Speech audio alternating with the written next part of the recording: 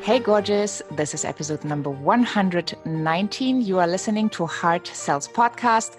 I'm your host, Christine Schlonski, and today we are on for another Variety Friday. I am so super excited because today I have a very special guest back on the show. And if you want to know more, check out episode number 95. So the month of August was the month of rejection, where we talked a lot about how to deal with rejections in the Variety Fridays.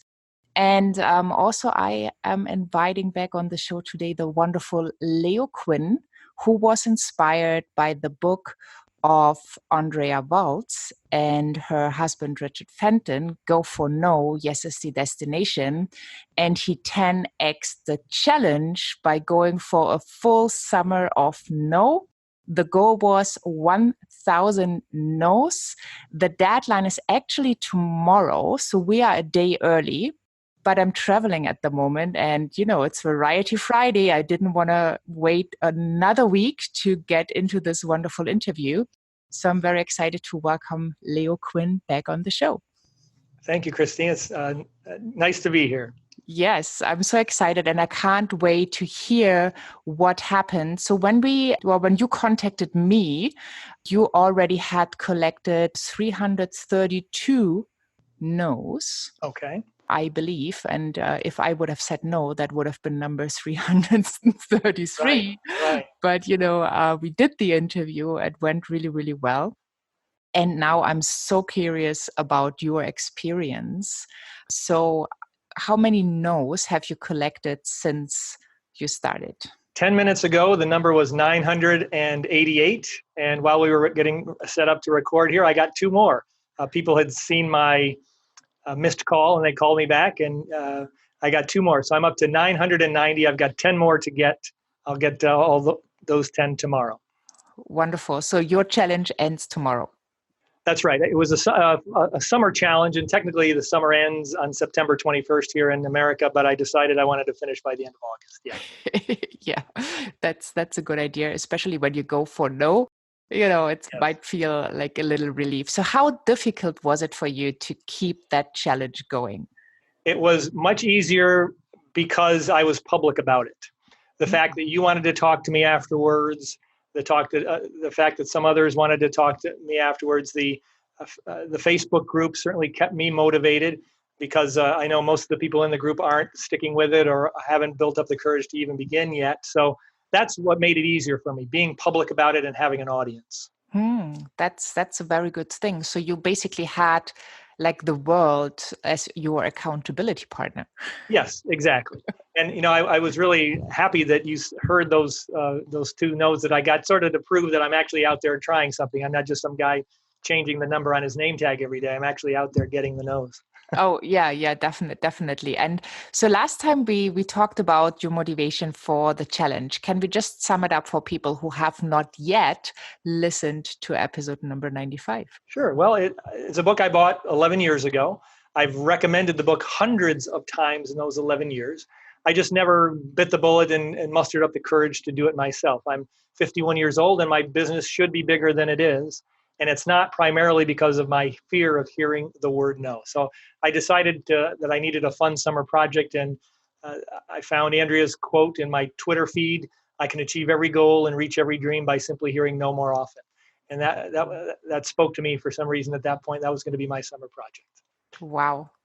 So lots of people who are listening might probably think, wow, that I would never get the courage. Can you maybe give us more insights in how you found the courage to start with? And then what were the biggest challenges on the way and how did you master them? Mm-hmm. Well, again, the courage just came from the looking ahead and seeing, my parents are in their 80s now and they're taking care of older relatives. And, I don't have any children and I want to be rich Uncle Leo. So the nieces and nephews want to take care of me. Or I can afford to pay somebody so they're not having to be bothered. So that was part of the motivation. I came up with this idea on May 23rd, and I didn't make my first calls until June 7th. So it still took me, 14 days to muster up the courage. I had a meetup in between that time, and 7 other people attended the meetup, and one of them, got out of the gate real quick. He got 2 no's the same day that we had that lunch meetup. So he sort of inspired me to get off my horse and get going. Now I've since gone well past what he's done, because I think he has a regular job, but that sort of sparked me too. But even after coming up with this idea, it still took me 2 weeks to muster up the courage. That first day, I made 10 calls, and I got 3 people on the phone. I got 1 no. That was a Friday. I took the weekend off from that hard 10 calls. And the following Monday, I made 100 calls. I was just going to dial the phone 100 times, and that was it. I didn't have to talk to 100 people. I just wanted to dial the phone. So I got 29 no's on that day, and that really sparked it for me. That told me that I could do this, that it wasn't bad. People weren't yelling at me. People weren't hanging up the phone in disgust. I only really had 1 F-bomb this whole time I've done this. So it really wasn't as bad as my mind made it out to be. Wow, these are pretty amazing results. But still talking about the no, and the interesting thing that Andrea is also pointing out in her work is the more you go for the no, the more yeses you will get. Yes. But it seems like we have to go through this pain, because I haven't met anybody who loves rejection. So it seems like we have to go through this pain. What was the most painful moment in your no collecting experience? Well, probably just starting on that first day on the 7th of June. And I'll tell you, another scary point was this week, because last week and the week before, I did some what I call lumpy mail. So I've mailed, I don't have one here, unfortunately, but I mailed 60 letters, but I mailed them in a little pizza box, a little triangle pizza box. And I mailed them to people that I was talking about, a little postcard that I'm doing. This is a postcard mailing that I did during this summer of 1,000 Noes. It's going to people in a local community who have a birthday. And so I did a mailing to those people, to people that I thought would like to be on a postcard like this. And mustering up the courage to call these people was the most scary part of the whole thing, because now the no's are more personal. They've actually gotten something in the mail from me, and so they know my name, or presumably would. And so now it was a little nerve-wracking getting going, but like everything that I've done in this project, just getting going was the thing that made it a lot more easy. So I've gotten, of the 60 I've mailed so far, I've only gotten 8 no's. I still have 30 or so more calls to make. But mustering up the courage to get no's that were a little more personal was something that was a challenge that sort of surprised me. That's very interesting. But you did it, and just for people, because we are having a call on Zoom, so we can see each other, but it's audio podcast. Right. You just showed me a beautiful designed coupon that people then could use, and you're talking about the 60 letters going to pizza shops, if I remember correctly. Actually, these went to anybody who would be involved. This is a big postcard going to people who have a birthday. So it's anybody that would be involved in birthday marketing. So restaurants, things like that. Okay, slightly different market, but still. Yeah.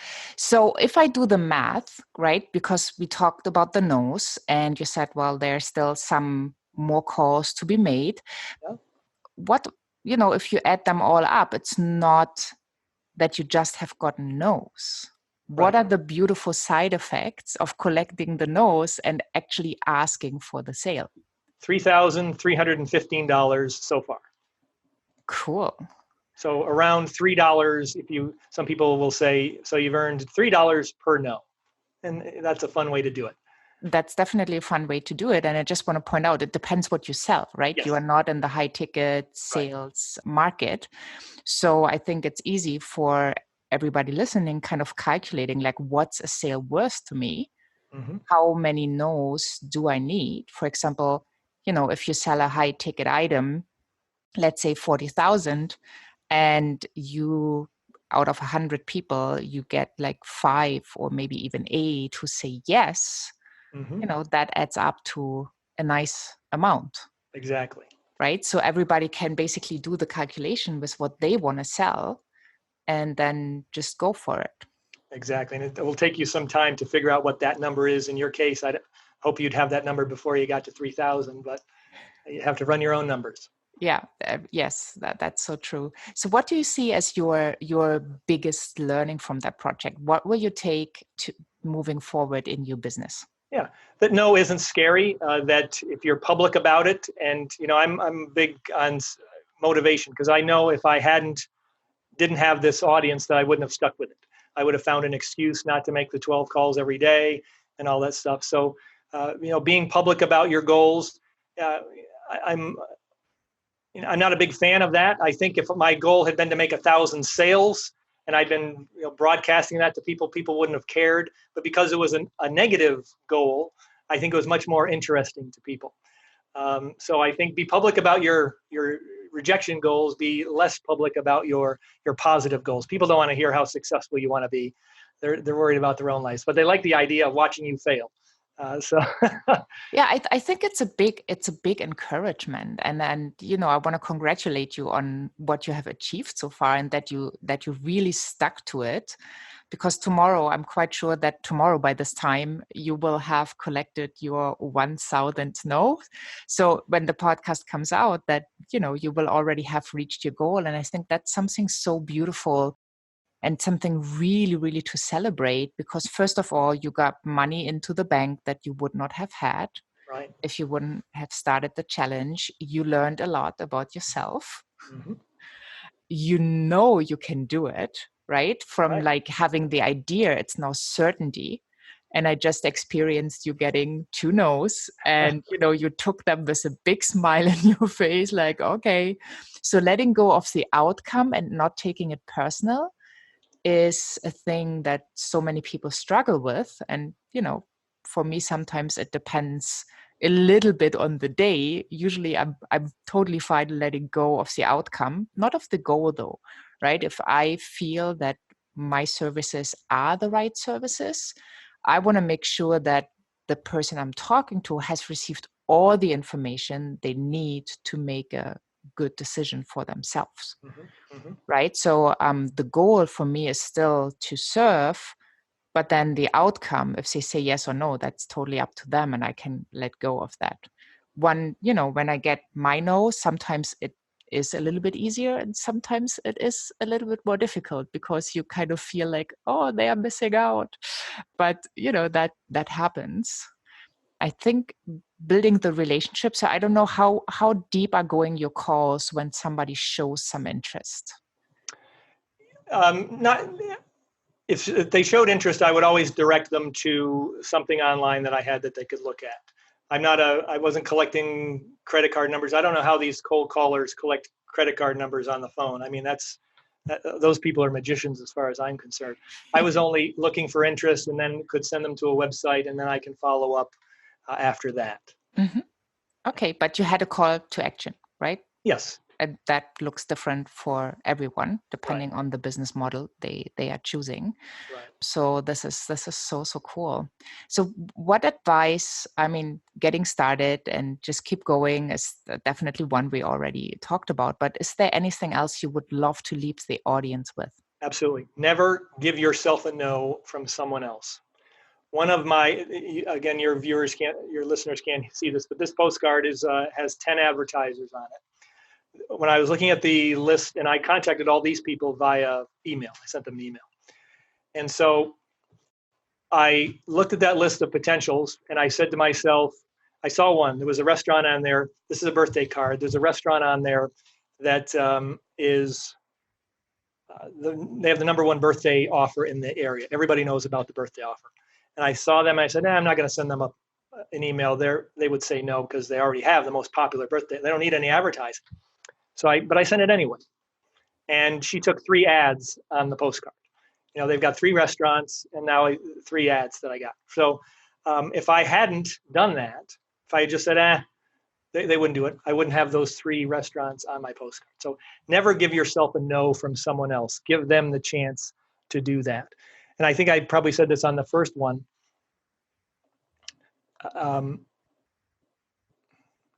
Yes, I've done a lot of research on people who've done these similar projects. Never once have I seen someone that did a rejection project and had a poor result. So commit yourself to 100 no's or 200 or whatever makes sense in your business. and do it.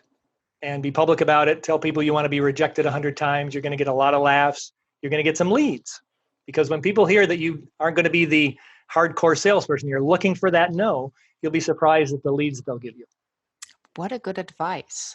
You just basically to turn it around and take it as a lead opportunity. That's really cool. Well, the reason people won't give referrals a lot of times is they know they're putting their friend or their referral in a sales situation, right? And most people aren't comfortable in a sales situation. So I say, tell them you want to be rejected, and it's gonna make them laugh, and they'll be more likely, I think, to give you the referral that you're looking for. Wonderful, wonderful. So how will you move forward? Now the summer of 1,000 Noes will end tomorrow. Yes. Will you be committed in collecting a certain amount of no's per month, or what's your plan? I haven't decided yet. I think I'm going to move forward. I want to do more mailings and then follow-ups because that's what I haven't done most of my life. And those make me a little more nervous than these anonymous calls that I've been making. So doing more mailings and then following up. So maybe it's going to be the autumn of 200 no's. But these 200 no's are going to be people who know what I'm talking about when I call. They have something in their hand from me before, so they have a little more information to make a decision on. Yeah. And speaking about decisions, I just want to get to the point very quickly that you just mentioned that you almost did not message that restaurant that had the most famous birthday offer in town because you thought, well, they're already where they are. Yes. Right. So never judge a client's opportunity or possibility to buy or your services. Right. I think, letting go of the judgment is a really big thing when you go for your offers, when you ask for, the sale, because once you stop judging them, their opportunities, their bank account, what you think they are capable of or where they can get money from, then you open up new doors. Exactly. We never know what somebody's situation is. Around here in this country, every once in a while, there'll be a great story of a janitor who never made more than $20,000 in his life, dies and leaves $1 million to somebody just because he lived differently than everybody, but he didn't show it. Yeah, I heard that story. So great stories. Yeah. So never judge, right? When you come from that place where you want to serve, where you have an amazing offer, just make that offer. Invite people to buy from you. If it's a no, totally fine. Move on to the next. And I just think that it's a wonderful project and it's very inspiring for a lot of people. Hopefully for everyone, because people are afraid of no's. Well, and to get out there and have some fun no's. Here in, driving in Rochester, we have a toll road, the thruway it's called. And there's, depending on where you get off, it might be a 30-cent toll. It might be a $9 toll. Last couple of times I've tried to pay my toll using lottery tickets. And they said no in both cases, but they both laughed and enjoyed the interaction, I think. So get out there and have some fun no's. That's really cool. Is there anything you would love to leave the audience with? Just get out there and try it. You're not going to, nobody's going to bite your head off. I had one person swear at me. That's it. A lot of hang-ups, but only one swear. So, people are, particularly in this day and age of social media and things, I think people are maybe on their best behavior a little more often. But again, I've made 990 calls and only one F-bomb. So it's not going to be nearly as bad as you think it is. And the analogy I like in Go for No they use is most people think they walk out of a door and they can go left to success or right to failure. But actually, you have to go through the failure to get to success. So that's what I want people to take away from this. You have to get through the no's to get to the yeses. And the more you build up that callus, the easier it's going to be for you. Awesome. Well, thank you so much. All the best for you. Good luck on getting more no's, on getting a system established. And thank you so much for inspiring the world with your courage to going for the 1,000 no's. Well, my pleasure. And I thank you. You were the second podcast I ever did. we were on the air in 56 minutes after I sent you an email. So See? you're fast, you take fast action. That was a yes in this case. Thank Yes, it you was, so much. yes. So for you, my dear listeners, if you want to know more, August was the month of rejection. So every Variety Friday, there were teachings on the matter, how you can deal with it from a perspective of your mindset, how you can align yourself to your own truth. And yeah, have fun and listening to all of these episodes if you need some encouragement to actually go for it. And make sure you have a listen to the wonderful episode that I did with Leo Quinn in July. That's episode number 95. Thank you so much for listening, and have a wonderful day wherever you are in this beautiful world. Bye for now.